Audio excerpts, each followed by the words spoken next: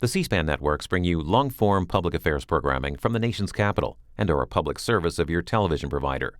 C-SPAN, created by cable.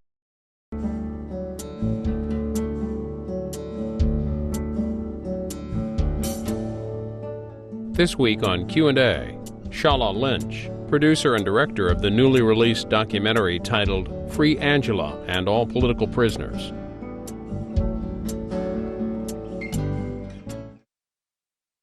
Shola Lynch, when did you first want to know more about Angela Davis? The truth? At Shirley Chisholm's funeral. I had been thinking about what my next subject would be. Previously, I'd made a film on Shirley Chisholm and her run for president in 1972, and I was struggling between whether I would choose another woman, black woman, or whether I would just pick another topic. And there was this huge collage board at her funeral. All these pictures of her, with various people, etc. And in the corner, there was this picture of Angela Davis, not with Shirley Chisholm. And she was one of the people I had been thinking about. You know, I rocked an Angela Davis t-shirt in my day. and it occurred to me like that was a sign. And I needed to investigate more. And when I looked into the story, I had no idea the story was so good. I mean, that it was indeed a political crime drama with a love story in the middle of it. Where did you go first to try to find out? I went back and I read her book, and I looked at the notes that I had written, and, her book gave me some sense, but it was when I started to talk to other people and when I started to read the history books around the events, it became clear that there's so many questions that have just remain unanswered. Where is she today? She's retired. She was at the time at the University of Santa Cruz in the History of Consciousness department. And she was, I believe she's a professor emeritus, but she just retired. And now she's speaking all over the world on justice issues. I'm going to run a clip that she did in an interview with us back in 2004, just to establish for people that have never heard of Angela Davis, what she looks like, and the charges against her that we can get more from you about. Great. On August 7th, Jonathan Jackson, George Jackson's younger brother, who had participated in that security detail, one might say, used weapons that were registered in my name and entered a courtroom in San Rafael, California, the city closest to San Quentin, and attempted to, we're not sure exactly what he was attempting to do, but the outcome of that encounter was that a judge was killed, jurors were wounded, and prisoners were killed. I was charged then because of the fact that my weapons were found on the scene with murder, kidnapping, and conspiracy. Tell us more. One of the things about this story is so many young people at that time thought the revolution was around the corner. And how do you explain that to an audience who has no idea? And in fact, if I said that, it's probably kind of funny. You have to chuckle.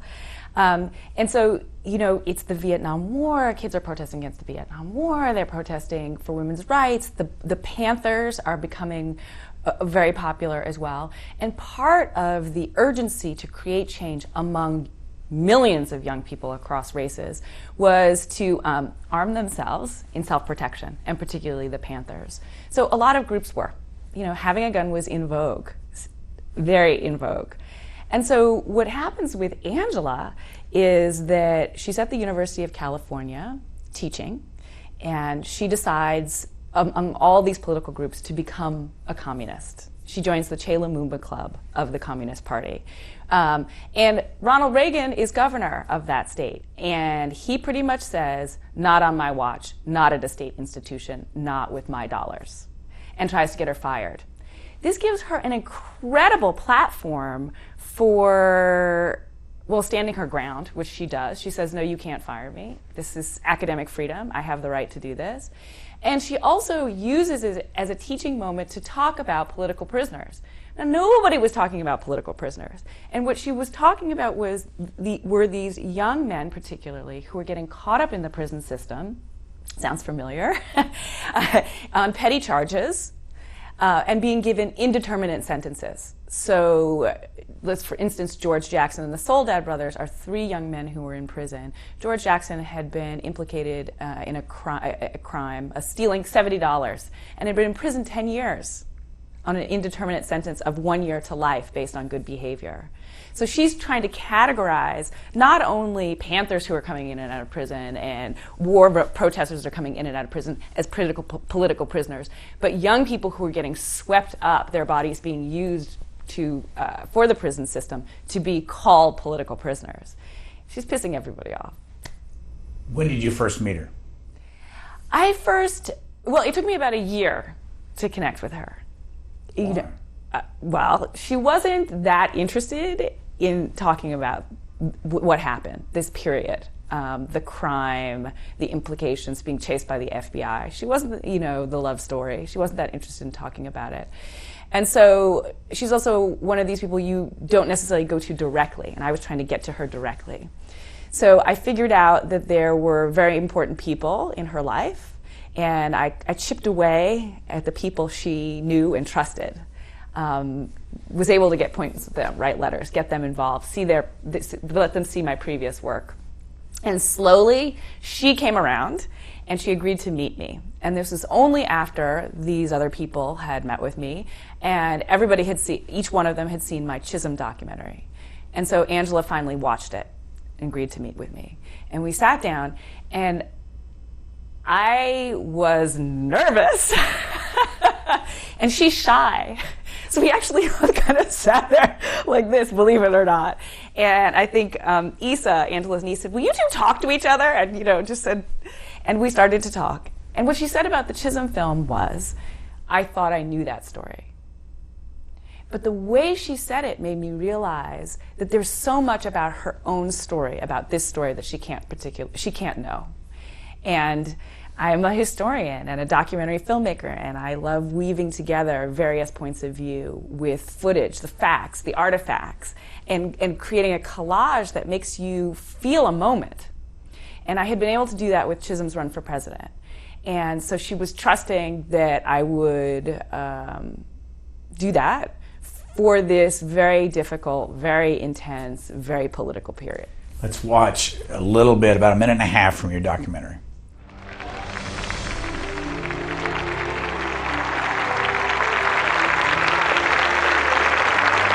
I stand before you today as a candidate for the Democratic nomination for the presidency of the United States of America.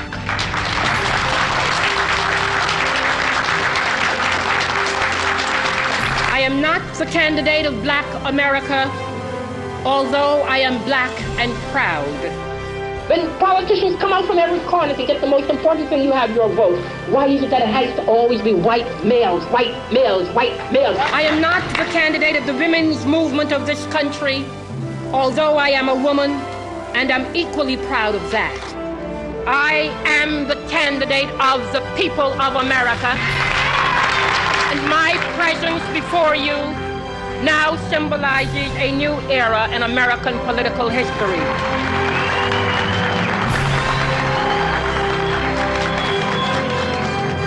If you can't support me, or you can't endorse me, get out of my way. You do your thing, and let me do mine.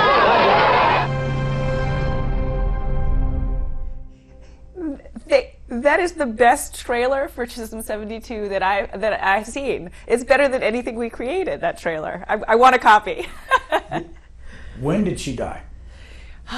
She died just after the film was released, so it was January of 2005. Were you able to talk to her? Yes.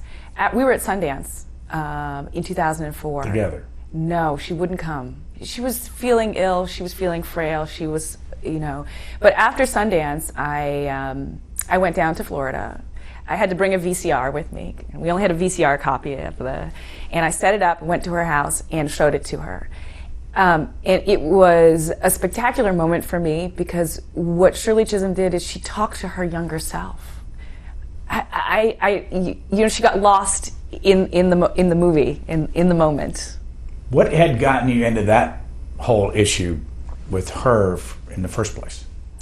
Well, you know, I had worked for Ken Burns for a really long time. I'd worked on his piece on Frank Lloyd Wright, and then the 10-part, 20-hour jazz series, which was, you know, as a job, you can't get any better than that. And I started to think, well, why can't I direct? Well, I want to direct. And rather than get grumbly about everybody else's work, I challenged myself. And Shirley Chisholm's birthday was announced on NPR when I was thinking about this.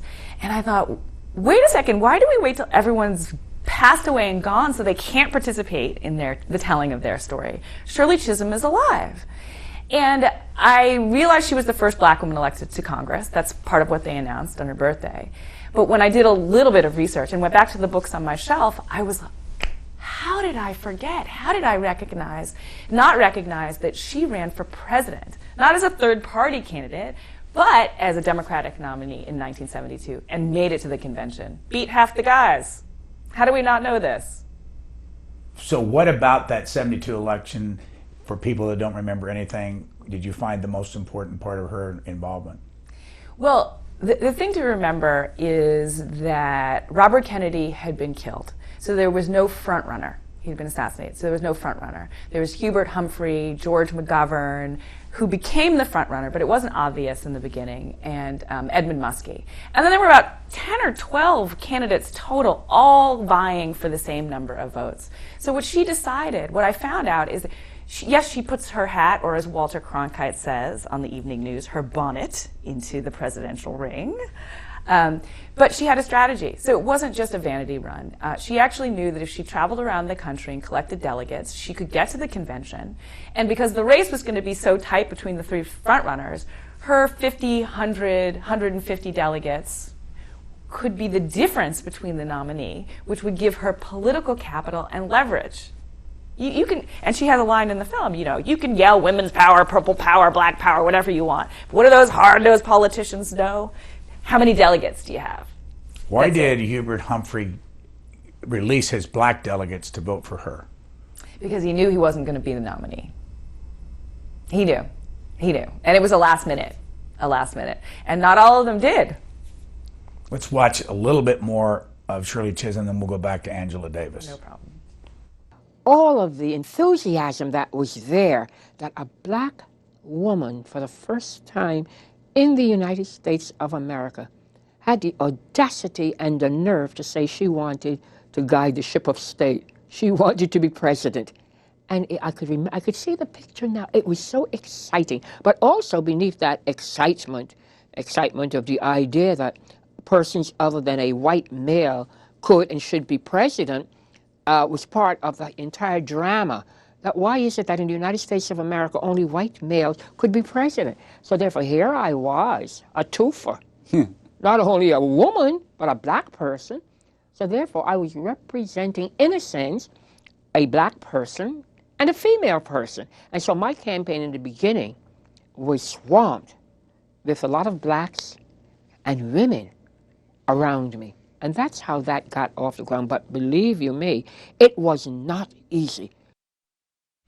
That was from a 1992 interview at C-SPAN with Bruce Collins. But how did that documentary do? Well, critical acclaim. It was on the film festival circuit, and we got picked up by 20th Century Fox, and has done quite well on DVD. We've sold, I think now, close to 50,000 DVDs over time. And I think on President's Day a couple of years ago, 20th Century Fox sent out an announcement for President's Day and had all of their documentaries about presidents and presidential candidates. Shirley Chisholm front and center. And this is before Barack Obama, so that made me feel very good. How much of your documentary is used in any kind of an educational institutions that you know of?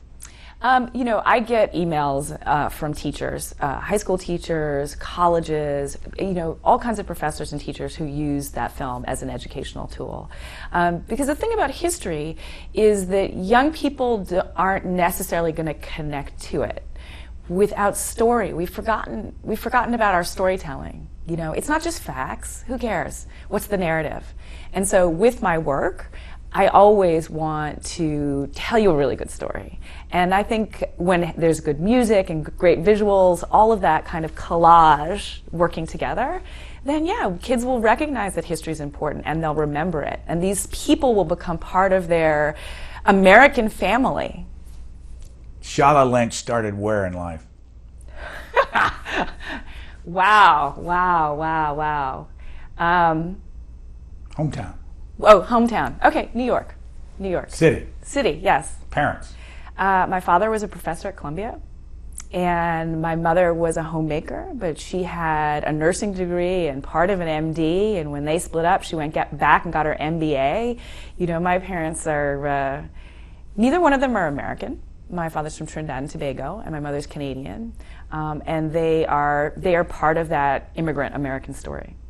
And your school, where'd you grow up in school? I went to Hunter Elementary and then stayed through high school, which was a fantastic liberal arts education. We got to think about and talk about a range of issues. You know, thinking was important. It wasn't just knowing facts. It was how do you analyze them? What do you do with them? What do they mean? Been a very serious discussion so far, but I have to interrupt to show you the following clip of you. Ugh, I know where this is going. Now, I, Ernie, am between my friend Bert Yeah? and my friend Shola, right? Yeah. Okay, shift. What? Where should I go? Over here? Let's see, you go, okay. Okay, good. Now what? Go. Now. Here. Now, who's between? Who's between? You are next to me. I'm next to you, It's true. but you... Two. I'm next to you, too. Right. But who's... But Shola is between Ernie and... Bert. Bird. Right, okay, shift! How did that happen? I was a talkative little kid, and I used to run ahead of my mom in our neighborhood. And we had neighbors. You know, it was kind of like Sesame Street. And our neighbors, one neighbor said, hey, you know, there's this new show. I work for WNET, new show called Sesame Street. We're looking for kids. And my mom said, okay, and took me down to the studio. And I was good at playing games. I liked playing games. How many times how many shows did you do? I don't know how many shows, but I was one of the young. I was potty trained really early. So the earliest, I'm about 2.5. I mean, I'm this tiny little thing, and they loved to put me next to Big Bird because I was so small. And I did it between the ages of, I think, 2.5 and 6, pretty regularly. Have you shown your kids these clips?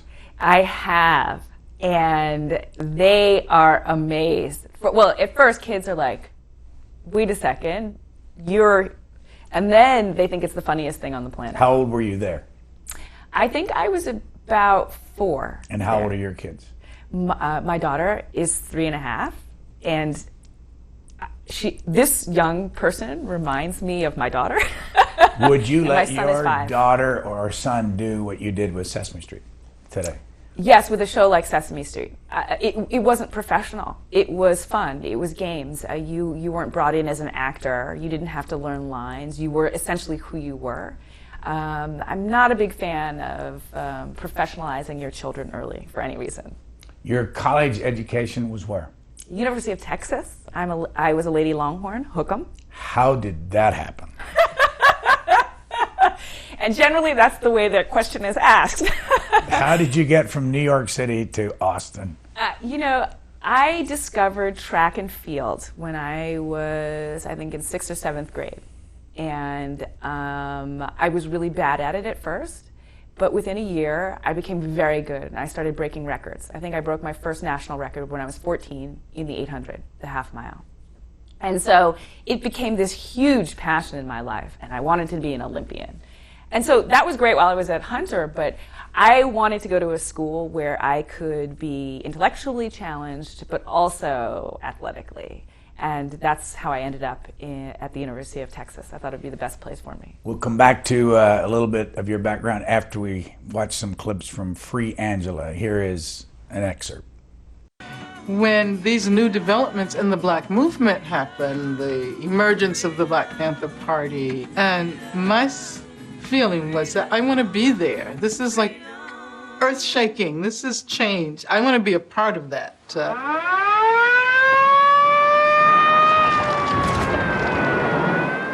Revolution is about thinking about things in a radically different way. And I think, given the history of America, the idea that black people should be equal, and really equal, was a revolutionary thing. In America, black people are treated very much as the Vietnamese people. And the police are there not to, in our community, not to promote our welfare or for our security and our safety, but they're there to contain us, to brutalize us and murder us. Do you know what black power means? Black power means dignity. The fact is that some of our fellow citizens have turned against our society and turned against our government. People perhaps that you do not see, people that perhaps you do not come in contact with. And the fact you can't get a job, only 40% of the men that live in the ghetto have jobs that pay more than $60 a week. How can you support a family? How can you bring up children in dignity? What's your reaction to seeing that from your perspective, your age? You know, it's very interesting that you showed that clip after talking about the University of Texas. You know, I was not prepared for life outside of our kind of liberal enclave in Manhattan. Dad, professor, you know, and I really believed that that album, Free to Be You and Me from the 70s, do you remember that Marlo Thomas album? That I was sure that was the world. And so leaving that enclave, I could have gone anywhere, really, but, you know, went to the University of Texas. And all of a sudden, race and gender were the most important thing. They were how people evaluated you from the get. And I became a very angry person once I started to figure it out, and I looked to history, you know, because I think I had a great history professor and a great philosophy professor, et cetera. And so I began to investigate, you know, that kind of radicalness. And I started to understand why the civil rights movement happened the way it happened and how the Black Panthers came out of the civil rights movement. You get tired of waiting and you want to be insistent.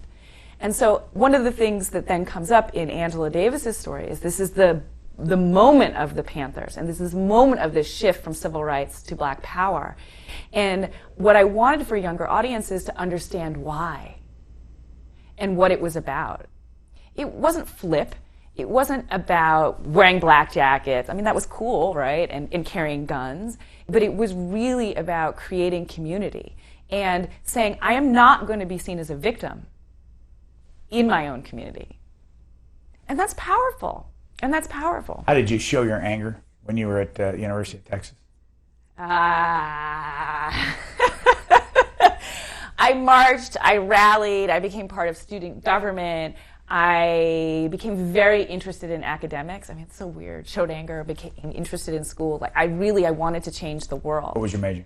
I was liberal arts honors. I was in the Plan 2 program, so that I really could take all the classes that I wanted to. Did people think you were angry at the school?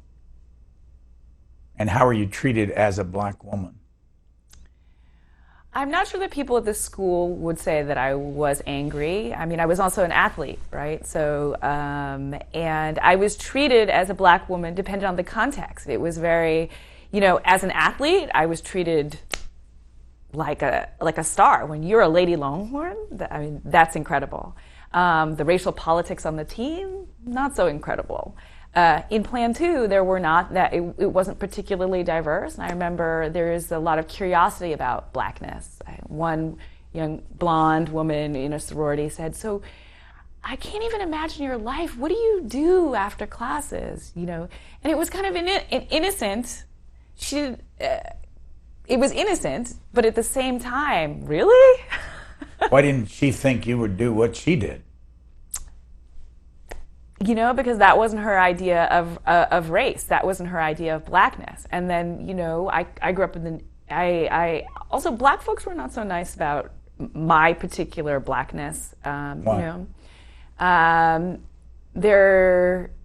was an aspect of, well, you're not really Black because you don't talk a particular way, because, you know, the way that you think and all of that kind of stuff. But I had only known Black people and people like me across all colors, across all nationalities. That was the way that I had grown up. That was the craziest thing in the world to me, because I didn't understand slavery. And it seeped into our culture in such a strong way that we take on we have the patina, the residue of it in terms of race. What had your mother told you about race in Canada? My mom didn't like to talk about race. You know, she felt like as the white woman in the family, she was going to be left out of that discussion.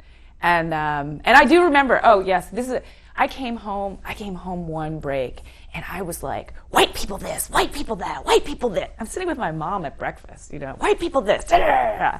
And she started to cry. And she said, this is my worst nightmare, that you would go to college and become a militant and basically denounce me for my race. And I said to her, Mom, no, you're different. And all of a sudden there, I realized that I was insane, that race was insane. And I think that saved me from really becoming and then investigating. So my interest in history and storytelling kind of comes from there. It's the investigation. What is our narrative? Who are we? America is great. Democracy is great. And we're a plurality. And to recognize those stories and to weave them into the greater arc of American history will only make us stronger. Here is what you say is your favorite part of the documentary. Part of the policy of Governor Reagan was really to do everything possible to repress the radical political movement as they saw it developing. The anti-war movement, Students for a Democratic Society, the emergence of the Black Panther Party. And Angela becomes a symbol of all of those movements at the same time.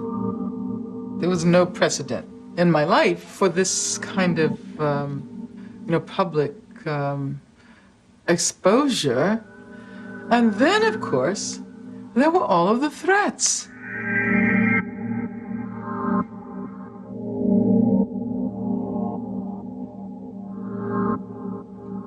I was told to go back to Africa, then I was told to go back to Russia, and oftentimes I would receive letters saying that I was going to be dead by sundown.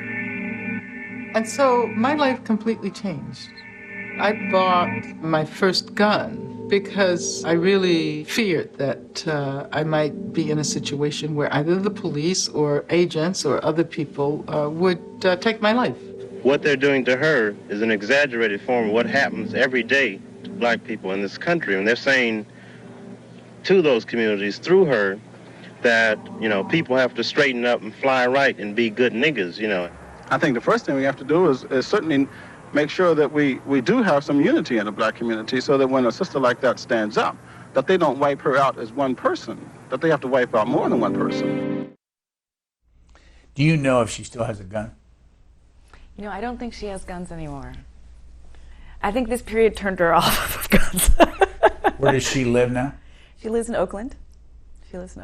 And what is residual for her personally after all these years? Related to this story particularly? Yeah, just, what's her mood? She was acquitted. She was acquitted. And why was she acquitted? She was acquitted because, there were basically two theories of the crime. Those were her guns. She never said they weren't her guns. And what the prosecutor's theory was that she was the mastermind of this plot, putting Jonathan Jackson up to the kidnapping of a judge to exchange for her lover, George Jackson, who was in prison. By the way, how old was Jonathan Jackson? He was 17. He was 17, and he was enraged by what was going on with his brother. His brother was one of his favorite people. And he'd been in prison 10 years for this petty crime. George Jackson. Was yes. Jonathan ever in prison? No. He was a bright kid, Pasadena High. He was writing angry letters to, the school paper about George, letting people know, kids wanted to hang out. And he was like, but there are people in prison. And he was impatient. And what's Soledad? Where does that name come from? And who were the Soledad brothers? Soledad was a prison where George was being held. And one of the things that George would do is, Panthers are coming in and out of prison. And so people are becoming radicalized and politicized. And so, in the TV room, he would, if it was segregated, he would sit in the front where all the white guys were sitting and not in the back where the black guys were expected to sit. This made him a bad prisoner. And, you know, he's on an indeterminate sentence based on good behavior.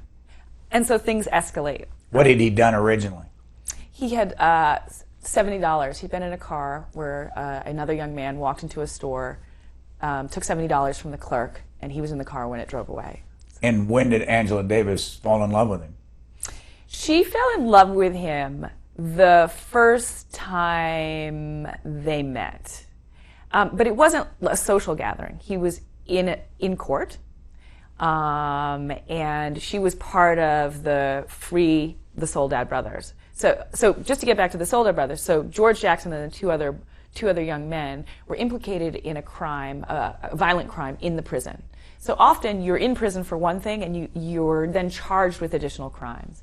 And so the Free the Soledad brothers was to say these guys were basically petty criminals that got caught up in the prison system, and now they're being penalized because they're being political in prison.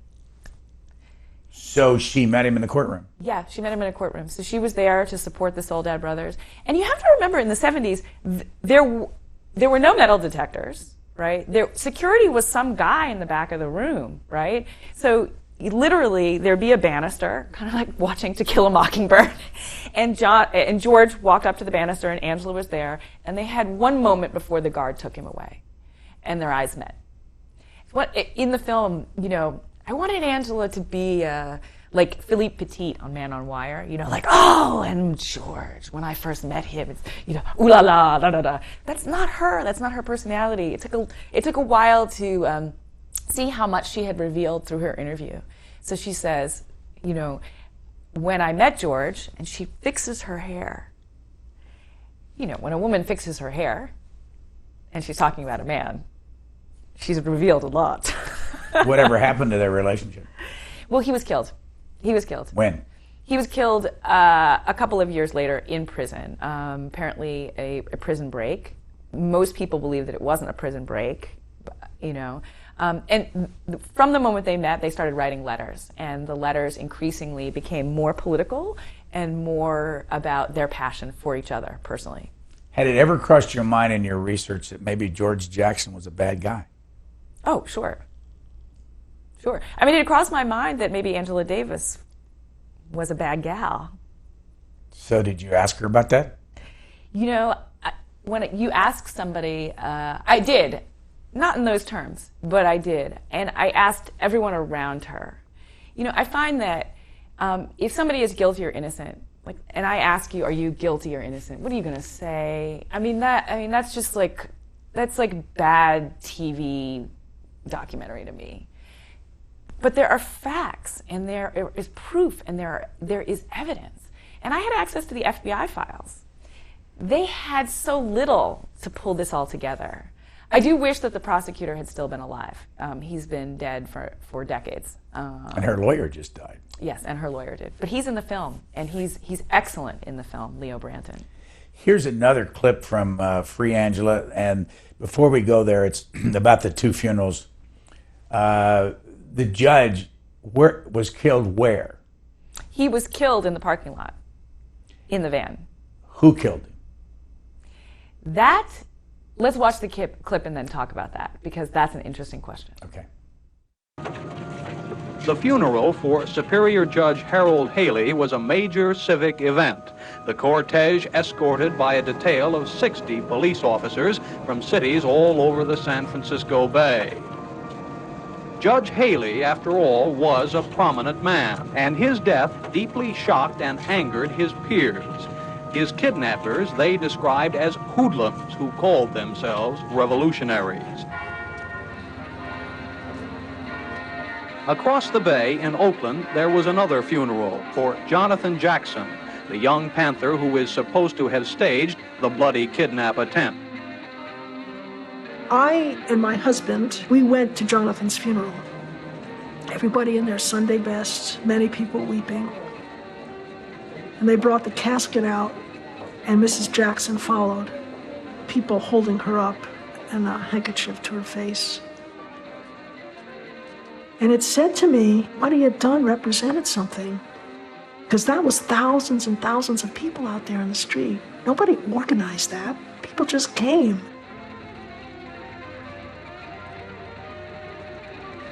While we were standing there, Franklin comes up, Franklin Alexander. We were standing in such a way that he was next to us, but looking straight as though he wasn't talking to us. And he said, Angela's been implicated. And he said, and she's gone underground. And he said, I'm just, letting you know, okay? We said, okay. And then he disappeared into the crowd. First question, who's that woman? That's Bettina Abthacker, who wrote a great book about this period. She was one of the books that I read when I was investigating. Is that Herb Abthacker's daughter? It is Herb Abthacker's daughter. She is a women's studies professor. So Herb Abthacker was a very well-known communist, and Bettina was also a member of the Communist Party. There's so much to talk about, but first, Angela Davis was a communist, and you look back at what a communist was in those days. Does it look attractive to you? The idea of economic and social justice is attractive. The trappings of communism or the practical reality of communism, not so much. She went to the Soviet Union and was lauded, and went to Cuba and was praised. And yes. Did she really think they had a better deal? In a lot of ways, yes, I believe during that period she did. Did she have criticisms of the practice of communism? Absolutely. She's no longer a Communist Party member. But I think the part of the reason she was interested in it is because of the justice, economic and social justice, because that's really been the problem, especially for people of color. It sounded like Richard Threlkell's voice from CBS. Was that where you got that clip of the funeral? Oh, I can't quite remember. But I do want to say that one of the things about this revolutionary period is a lot of people died. A lot of people were killed unnecessarily. And it was really important to have not one funeral, but two funerals after. This is the scene right after the August 7th incident.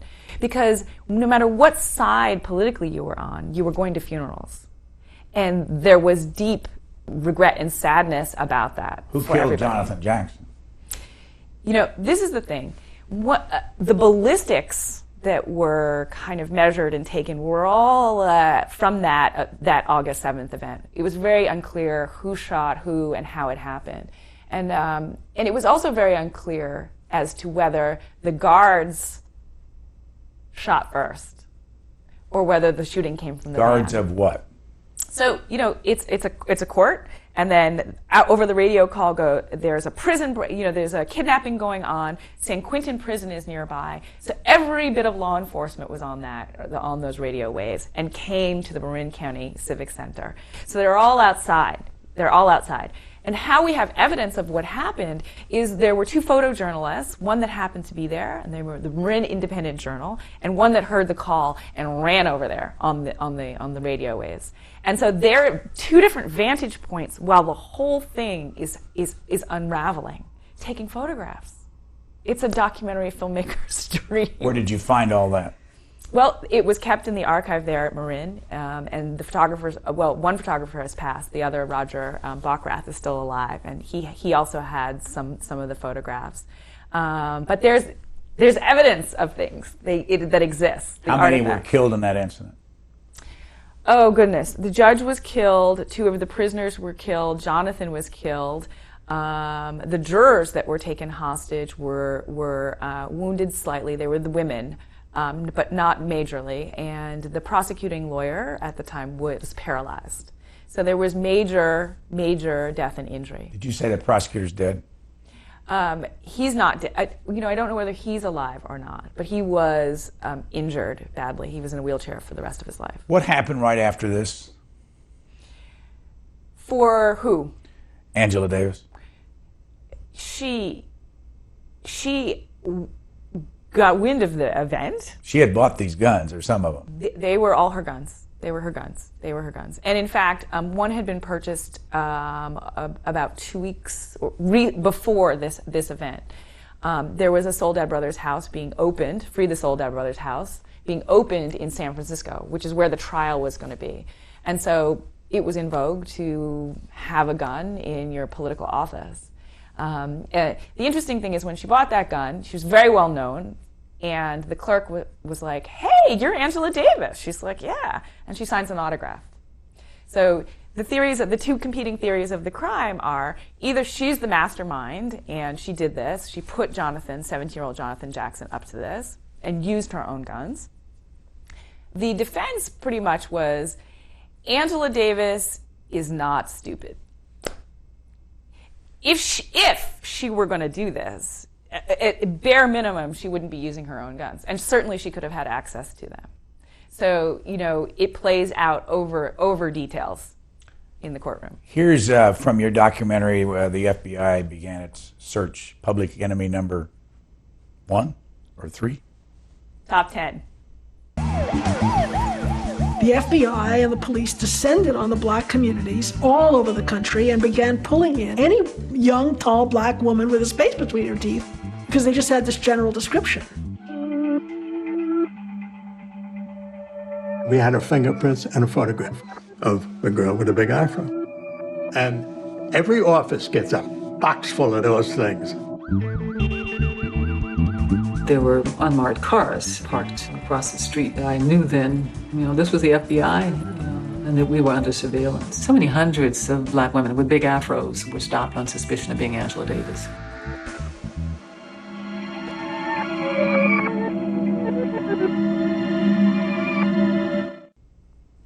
Where'd you find all that? From the collection of the court collection around the. We also knew from talking to the FBI agent, and we had some of that stuff from the FBI files, and then some of that is archival footage. But the FBI and law enforcement were not incredibly well practiced at identifying and distinguishing black women at that time. The split in the teeth. Does she still have split in the teeth? I think she still has a little gap. I didn't check like the FBI agent. It looked like some of the women that you showed though didn't have the gap. So were they? That was the main criterion to bring somebody in? A main criteria was the basic description. So black women were getting stopped. If you were tall, light to medium skinned, and had an afro, you were getting stopped. I mean, Fania was stopped. She was followed. And various women, and in fact, every screening I go to, somebody comes up and says, yeah, the local police, they thought I was Angela Davis. So part of it is that the police are not well practiced, but it is also a form of harassment in a way. And then for a lot of these black women was the sense of pride. Yeah, I'm leading them off the trail. For what was the date of the murders? August 7th, 1970. What did Angela Davis do next in that whole time frame? She was hiding out in LA at first when she discovered, and she was always ahead of the law enforcement. When she was told about the news report, she went immediately to her gun closet. All the guns were gone, and she said, he used my guns. And so she hides out in LA. And then it becomes clear that she's going to have to leave the area. Where was her closet with the guns in them? In LA. In an apartment that she had lived in previously that had become the Soledad Brothers' now meeting house. But the murders happened where? So this is LA. They happened in Marin County, which is outside of San Francisco. When did she discover that her guns were missing? Sometime after the 7th. 8th, or when it started to hit the news, and she was in LA, back in LA, and she went and checked the gun closets. What happened to? How long did she stay on the run, and how did she come public? Well, she was captured in October. Where? In New York City, Where? Times Square, Howard Johnson's. Why was she here, and why was she public? She was disguised. She was not public. She was running out of money. They had been, I think first she had gone to Las Vegas, and then she was in Chicago, where she connected with David Poindexter, whose father was also a big person in the Communist Party, and his mom was a white woman and very wealthy, so he had a little bit of cash, and he was able to help out. They ended up in Miami. That was the period where she remained the longest, holed up in Miami. And I think she was contemplating whether she was going to leave the country or not, whether she was going to get on a boat and go to Cuba. And when she decided, she decided not to. And the FBI is closing in. They figured out that she's somehow connected to David Poindexter. They've been tracking him. Who is David Poindexter? He is just a young man who was a member of the Communist Party as a black man, but primarily it was his father's party. You know, he was just a little bit of a businessman in Chicago. Did she ever marry? She did. She did marry in the 80s. In fact, I was very surprised. You know, she had the Notice in People magazine. I think it's 82 or 83, early 80s. You know, Angela Davis marries photographer. Brathwaite was his last name. But they were divorced later in the decade. Is she married now? She's not. The trial and the jury. When was she tried, and what was the jury made up of?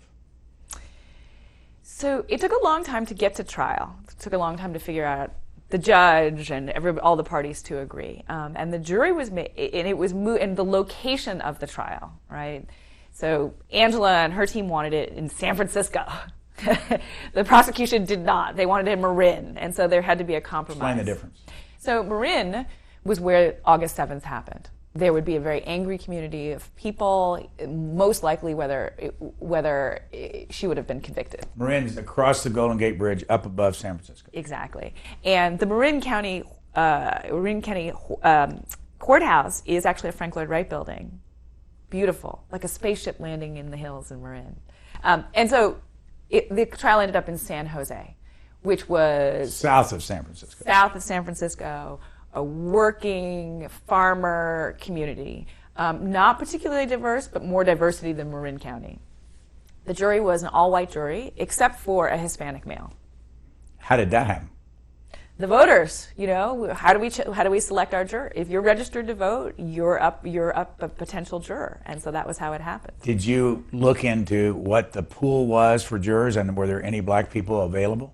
There were black people available, and in fact, the one black person that had come up in this, the prosecutor got rid of. The defense tried to keep her on. One of the things that the defense did that is not in the film, but is they were very good about jury selection. They got the list of voters. They had an army of volunteers, and they literally went out to canvass and get from basic surveillance what they could about each voter. So in other words, what were the bumper stickers on their cars? Who had they voted for? You know, public record stuff. And they figured out of the potential voters, these are the people that we're interested in. And they had spreadsheets on spreadsheets, all by hand. No computers. How long did the trial go? The trial wasn't over until June of 1972. And the decision? She was acquitted. Unanimous. All charges. Surprised you when you went back and looked at everything? Yeah, absolutely. When I went into this, you have a sense of her guilt. I mean, and part of it is if you literally put in a stack all the articles about being chased by the FBI and conspiracy to commit murder and charges, etc., it's probably this big, right? If you take a stack of all the articles that are on and include the trial, the acquittal and the trial, it's probably this big. So what are we going to remember? And where people go, oh, you have to go to Cuba to interview Angela? That's so amazing. No, that's Assata Shakur. Where did you interview her? Oakland, in her home. And your sister, what is she doing? She's a lawyer. Well, she runs a nonprofit, but she was first a lawyer, and now she runs a nonprofit. Here's the last clip of Angela talking. Miss Davis entered the courtroom, turned and gave a Black Power salute to the gallery, composed mostly of newsmen, and sat down next to her two temporary lawyers. Judge E. Warren McGuire ordered a copy of the charge delivered to her and advised her of her rights to an attorney and to a jury trial. When the Attorney General arraigned me in California after the extradition, he indicated that he wanted the death penalty on each of the 3 charges. So he wanted the death penalty 3 times. That made me realize how serious they were. And again, it made me realize that it wasn't about me. Because first of all, I couldn't be killed 3 times. It was about the construction of this imaginary enemy. And, you know, I was the embodiment of that enemy. Now! Angela must be free! Now! Angela must be free! We had a nice long visit with Angela, and she's in very high spirits. She's feeling good. And she's feeling good because she knows that the movement to free all political prisoners is growing every day. That's what makes her feel good. Who were the two people there in the clip? Angela's sister, Fania, and her brother. So what happened after the acquittal verdict to Angela Davis? She did a tour all over the world, a kind of thank you tour to all the people who had been part of the Free Angela and All Political Prisoners movement, which was a worldwide movement. And she thought, okay, I'm going to do that for about a year or two and talk about justice issues. And it's become her life. So she returned to academia, and she still travels and talks and is a public intellectual. So after this was done, by the way, how long is this? So it's 101 minutes, so it's feature length. And it is essentially the story of how this 26-year-old philosophy graduate student becomes an international political icon. It is, you're really seeing her kind of make the choices and the repercussions of them and how it grows into something so much larger than her as an individual. From the time you graduated from the University of Texas up to your first documentary on Shirley Chisholm, what did you do in that time period? I got my master's in American history. Where? The University of California, Riverside. I was also continued to run track. I was running for Foot Locker, so I was competing nationally and internationally. In fact, I ran until I was 27. I was not going to give up that Olympic dream. And then finally, I had qualified for the 96 trials, and my back, I just damaged my disc, and I knew I was getting too old. And so I came back to New York looking for a job. I wanted to curate, tell historical stories in spaces, multimedia. Couldn't find a job doing that. That was during Newt Gingrich and cutbacks in the arts. And by luck, landed a job with Ken Burns and Florentine Films. By luck, there's got to be more to it than that. How did that happen? Okay, so I had gone to the Brooklyn Historical Society. They had a job posting, and I wanted this job so badly. Of course, it was low paying, all that stuff. And they said, "Well, you know what? We've been given a freeze. We hope you're unemployed in 6 months." But I looked nice, and I had my bag, and I was depressed, and I went to an art gallery event right after. Free wine and cheese was my main motivation. And in the corner, before I had the wine, by the way, were two men talking about film. And I went up to them and I said, you guys are talking about film. Because it occurred to me, and people have been saying, well, why not documentary filmmaking? And I just thought filmmakers were such geeks. And these guys are talking about film. And I said, are you involved in the film business? And they said, yes. I mean, not in a friendly way. How about documentary filmmaking? Yes. Historical documentary filmmaking. And one of them said, yes. And I said, I need 2 minutes of your time. And I gave him my sad story, athlete, back in New York, looking for a job, can't find a job, thinking about filmmaking, blah, blah, blah.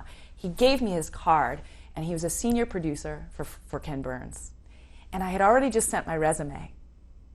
He said, well, I might be able to help you. Why don't you give me your resume, and I'll take it to the office. Booyah, I had it with me. And so, yeah, given the opportunity, I was hired for day research for the writer. And, I knew how to annotate. You have some interesting financial backers. Yes. Raising funds for films are not easy. Go through grants, you do all of that. And even then, you sometimes find out you don't have enough. And I've been very lucky with both films through friends to be able to get some celebrity money. For the Chisholm film, actually, Oprah gave us a little bit of money, and Halle Berry did, and the Cosbys.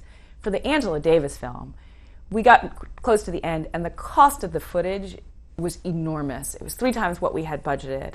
The state of licensing had just changed so much. Ford Foundation came in, Canal Plus, our French partners came in, and we were still short. And I sent a Hail Mary email to everybody who had ever said they could raise money. And a girlfriend in Harlem said, I can do it. And she was good friends with Jada Pinkett Smith. Will Smith's wife. Yes. And when she saw the film, she said, what do you want? How can I help?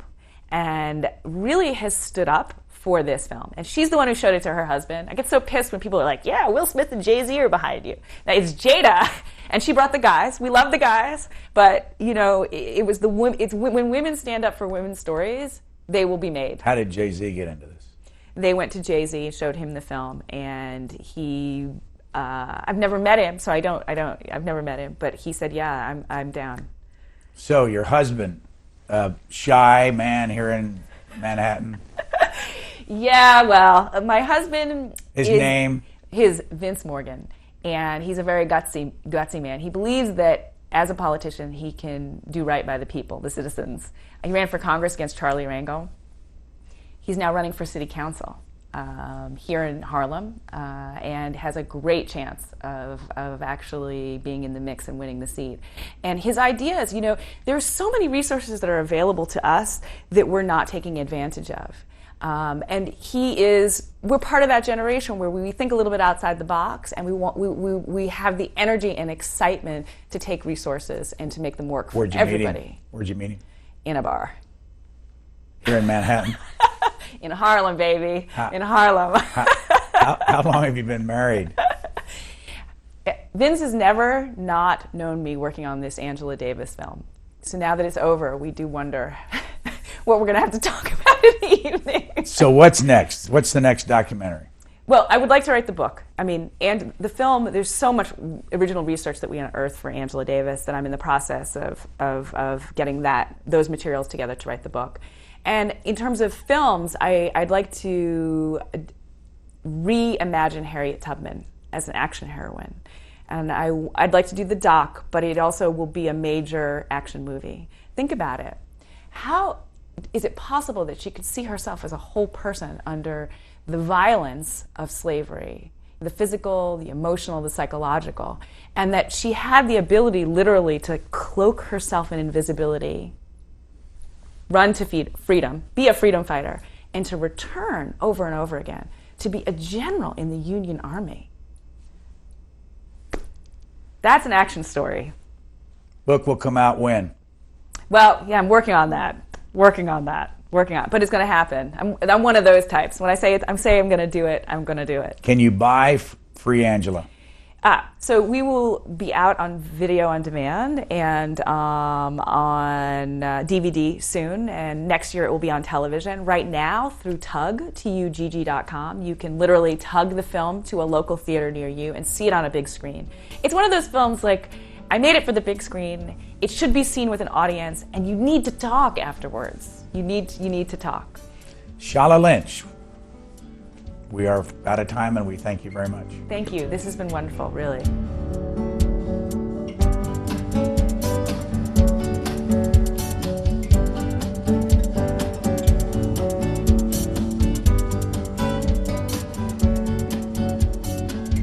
For a DVD copy of this program, call 1-877-662-7726. For free transcripts or to give us your comments about this program, visit us at Q&A.org. Q&A programs are also available as C-SPAN podcasts.